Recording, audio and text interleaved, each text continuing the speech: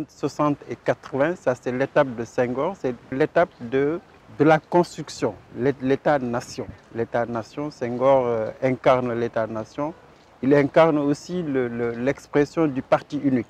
En tout cas, la première période de 60 à 70, l'État du Sénégal a fonctionné dans le respect de ce partenariat entre le pouvoir politique et le pouvoir religieux. Il y avait une séparation nette entre le pouvoir politique et le pouvoir religieux.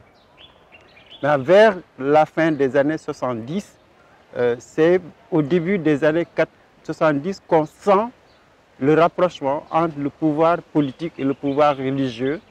Je crois que c'est la communauté mouride qui a été la première à lancer une consigne de vote en faveur du président Senghor. Le Sénégal était là depuis très longtemps. C'est la forme qui a changé. On rapporte que Seigne Fallou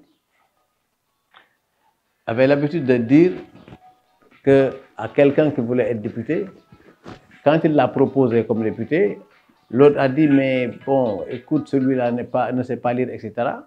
La réponse que le Serigne lui oppose, c'est Assemblée dans la autrement dit, à l'Assemblée, il n'y avait que ça. Comme on dit, c'était une chambre d'enregistrement et d'applaudissement, c'est tout. Donc, Seigne Fallou avait cette influence-là, mais aussi parce que pour avoir beaucoup contribué dans l'apaisement de la situation en 1968. Là. Puis, surtout, le premier grand ndigal entendu ouvertement, c'était de Seigne Abdoulaye, qui eut à dire qui carte yi rek la soxla ci ñun nañu ko jox ku ko joxul war nga Seigne Touba. Donc pour la première fois on entendait un marabout donner clairement une consigne de vote. C'était à la veille de la présidentielle de 88. C'était très clair là, très clairement jox leen ko carte yi ko deful war nga Seigne Touba. Ça c'était un ndigal le plus fort. Depuis lors, je ne sache pas qu'il y en ait eu d'aussi fort, même si Amin a eu à dire pour une autre présidentielle ku woteelul Abdou Diouf imbécile. Ça également c'était une forme de ndigal, mais là ailleurs c'était un ndigal. Ici c'est comme une injonction à faire. Après Senghor, on a eu donc la période de Abdou Diouf.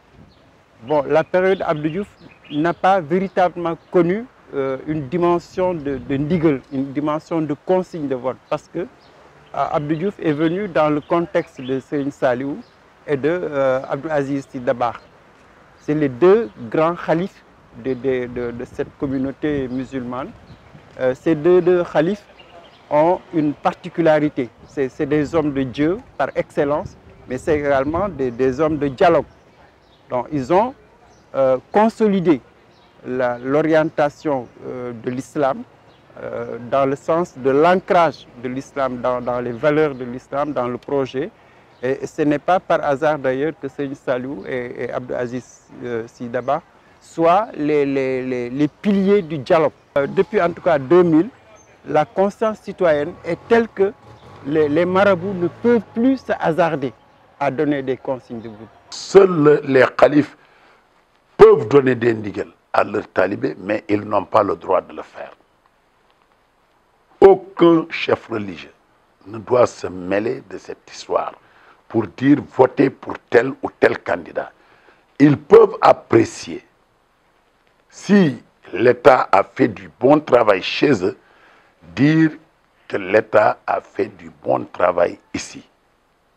C'est des citoyens, c'est des porteurs de voix, mais ils ne doivent pas dire votez pour tel ou ne votez pas pour tel.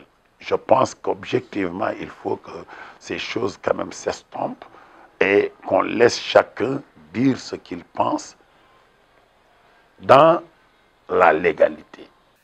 Progressivement, du côté de ce qu'on appelle les talibés en général, donc des Sénégalais, le Sénégalais lambda, on a commencé à remettre en question l'engagement politique des marabouts dans un sens ou dans un autre. Donc les gens ne se sentent plus tellement obligés de suivre. Et je crois que c'est ça qui a amené certains marabouts un peu seulement plus prudents, ça les a amenés à désormais éviter d'inviter ouvertement, clairement à un vote pour un candidat, pour un autre. Mais, dans le même temps, dans les familles religieuses, il y a une génération montante. Et cette génération, elle est marquée politiquement, elle est intellectuellement, parfois très présente, mais surtout également, les pouvoirs, au fil des années, ont appris à corrompre tout ce qu'ils veulent corrompre, tout ce dont ils ont besoin du vote.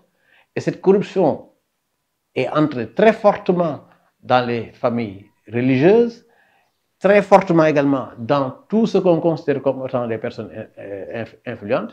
Et le résultat aujourd'hui, c'est que la bataille autour du pouvoir, c'est également la bataille autour de l'argent.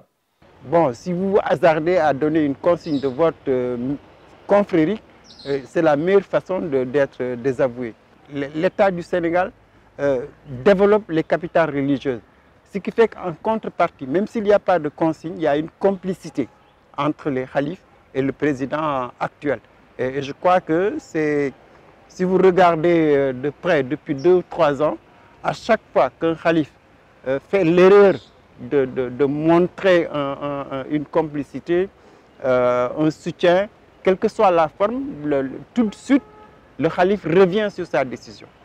Soit je suis mal compris, je suis incompris, moi je reste religieux. Donc il y a une hésitation qui laisse croire que les khalifes sont conscients que le mouvement musulman religieux, surtout les jeunes sont à peu près une épée de Damoclès sur les khalifes.